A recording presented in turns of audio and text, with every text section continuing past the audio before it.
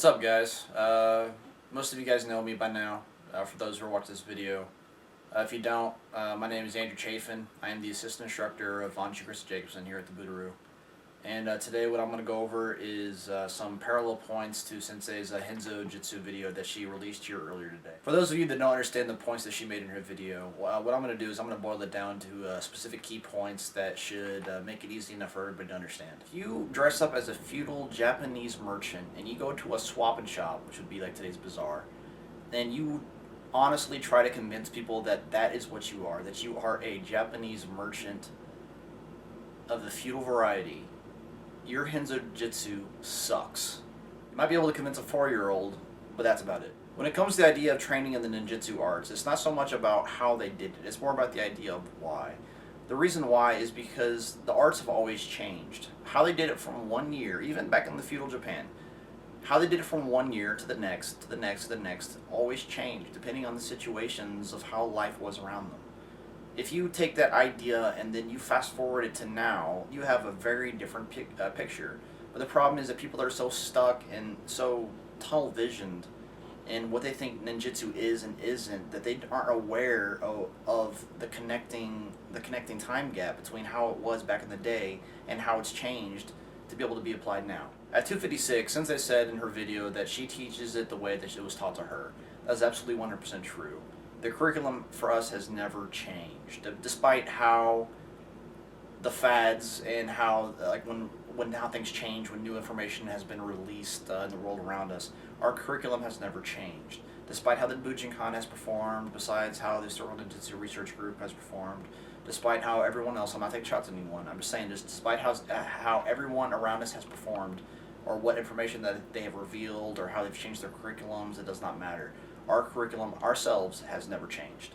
At 610, she made a reference about the Shinobi Nanabake, and now the 7 disguises are not exactly law. It is not law. Those are actual 7 examples of how and why they performed it the way they did. When they looked at the world around them, they blended in with what was around them. Everyone is trying in the world to train in the idea of ninjutsu, but they get so focused on what is and isn't ninjutsu that they get tunnel visioned into trying to live back in the feudal days, the feudal eras where they're pretending to be a feudal merchant, where they're trying to become a Yamabushi monk. Well, I'm going to tell you right now, today in the world around us, we have cars, we have iPads, we have YouTube. That the entire idea of ninjutsu in the first place is to be able to apply that and be able to modify it to be able to do now. Now, I get the idea of being able to live in the spirit of the ninja, to be able to dress up in the shinobi shizoku, to be able to understand the hardships of how it was back in the day, to be able to climb the trees with a shuko, to be able to wield the sword. But to not realize the fact that today we live with guns and missiles and bombs is just stupid. We need to be able to apply it now, or we miss out on the entire idea, the entire spirit of the ninja, the entire purpose of why it was designed in the first place. At 1538 in Sensei's video, she discusses about how it's important to be able to dress up in specific type of disguises to be able to apply Hensojutsu. Now, something I want you guys to realize: a lot of people want to attack her for her escort job and the stripper job, and although I'm not exactly happy about it, and I don't exactly agree with it. It is something that you can recognize, something that you can respect about how she's able to pull it off. When you take a look at when she is being when she's done her stripper job, that it is completely different and is a separate job compared to her escort service. Her escort service is that she goes to parties and she is arm candy for specific men at dinners, high-ranking restaurants, and so on and so forth. That's entirely what she does. Now, in order to be able to blend in with that kind of society, when we live up here in Kansas City, Kansas, you have to be able to play the part.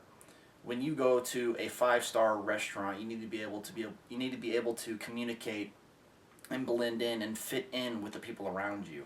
That entire idea of being being someone that you aren't is the exact idea of being able to have a disguise and apply Hensojutsu in a modern sense. I want you guys to think about this. I mean, think about how many people that try to train in these martial arts don't actually apply it as what they do.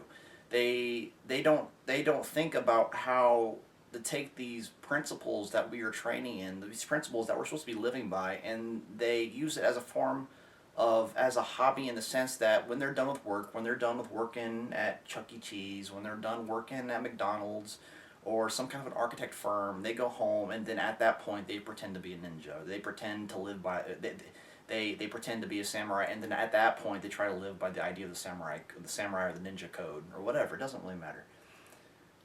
You don't understand that when Sensei lives her every single day life, every single thing that she does every single day always she strives towards the idea of applying all the aspects that she teaches. The truth of the matter is that she's a great teacher, and I wish people would see that more than get stuck either through tunnel vision and then use the the morals of modern day life as an excuse to attack her when they view her as a threat or competition. It's got to be able to be applied in the modern day world. It's got to be able to work now, or it's just a hobby.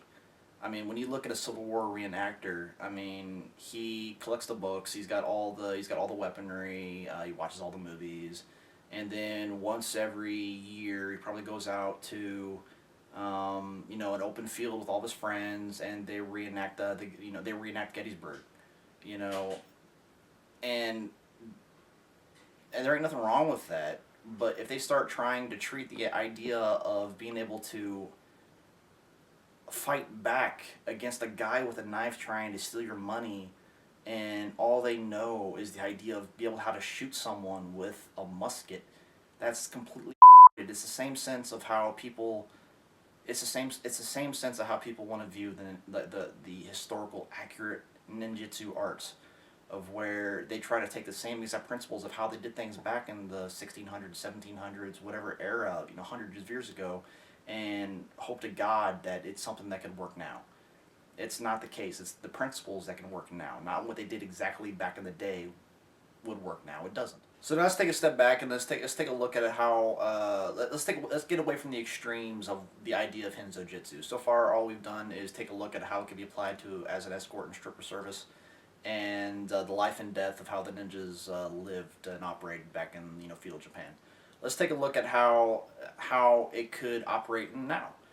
For instance, Hensojutsu can be directly applied to how you could get a job. For instance, if you wanted to get a job at an architect firm, you would not pull up and then go inside and a beat up crappy truck and wearing a wife beater and sweatpants with no underwear and a hole in the bottom. You would not go in and expect them to give you the job. The entire idea of being able to blend into the mindset of what they would expect is a perfect example of how Hensojutsu operates now. Now, I don't have a problem with people that reenact how Hensojutsu operated or was applied back in the day. I completely understand it, and I respect it.